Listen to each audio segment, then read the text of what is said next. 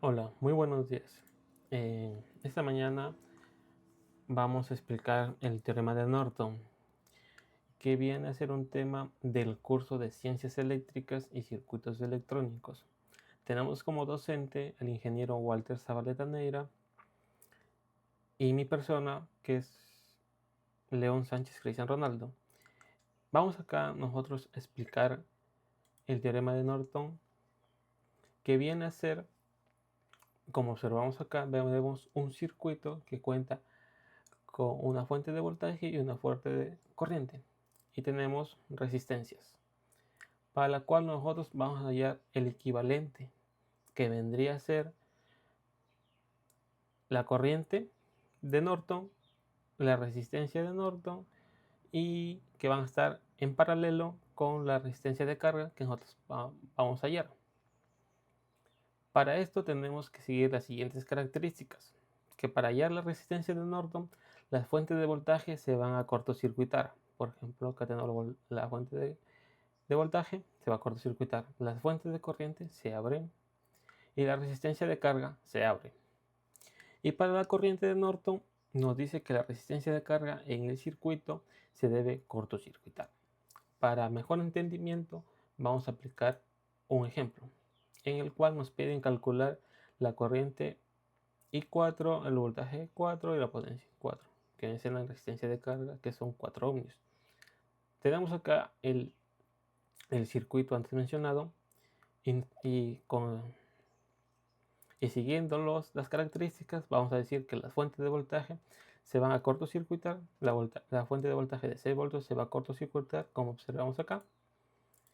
Las fuentes de corriente se abren, tenemos acá una fuente de corriente se va a abrir y la resistencia de carga se va a abrir.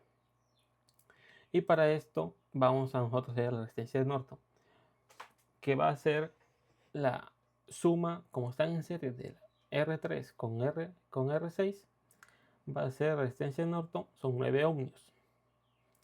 Luego, para nosotros hallar la corriente de Norton, tenemos el mismo circuito ahora, pero en esta vez, para hallar la corriente, nos dice que la resistencia de carga, o sea, la resistencia de 4 ohmios, se debe cortocircuitar.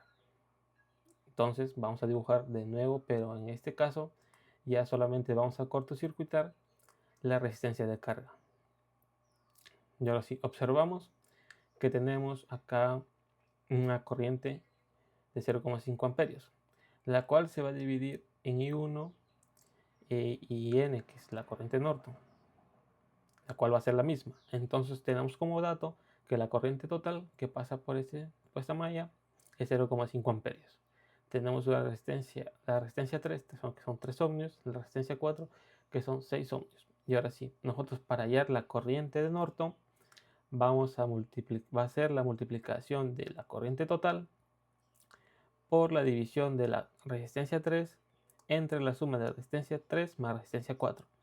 Y la corriente de Norton nos va a salir 0,1667 amperios. Ya, y ahora sí, ya teniendo la corriente, vamos de nuevo a dibujar el circuito. Y ahora sí, como ya tenemos la corriente de Norton, la resistencia de Norton, va a ser nuestro equivalente. De este circuito grande, vamos a hacer una equivalencia a un circuito más pequeño. Ya tenemos la corriente de Norton, que es 0,107 amperios, la resistencia de Norton, y ahora sí se le va a aplicar el paralelo de la resistencia de carga que nosotros vamos a hallar, que es 4 ohmios. Como datos, vuelvo a mencionar, tenemos la corriente de Norton, que es 0,107 amperios, la resistencia de Norton, 9 ohmios, la resistencia de carga son 4 ohmios. Ahora sí, para hallar la corriente que pasa por la resistencia de carga, va a ser la multiplicación de la corriente de Norton por la división de la resistencia de Norton entre la suma de resistencia de Norton más resistencia de carga. Entonces, como resultado, tenemos que la corriente 4 es 0,1116 amperios. Y ahora sí, ya teniendo la corriente, vamos a hallar el voltaje, que solamente es una multiplicación de la corriente por la resistencia de carga.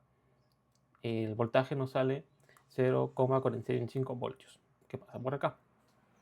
Y ahora sí, ya teniendo el voltaje, ya teniendo voltaje y corriente, vamos a hallar lo que es la potencia.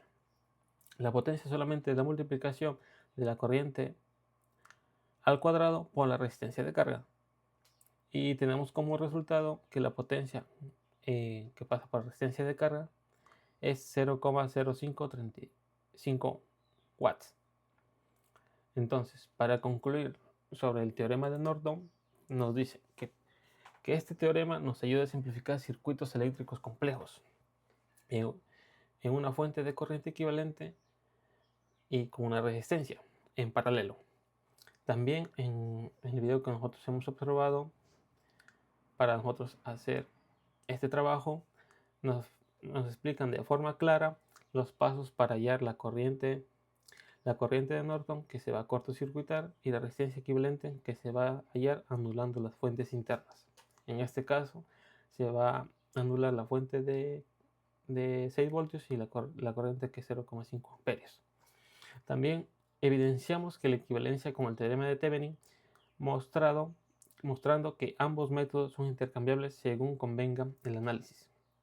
Y por último, tenemos que el teorema resulta útil y práctico para el estudio y diseño de análisis rápido de circuitos con cargas variables.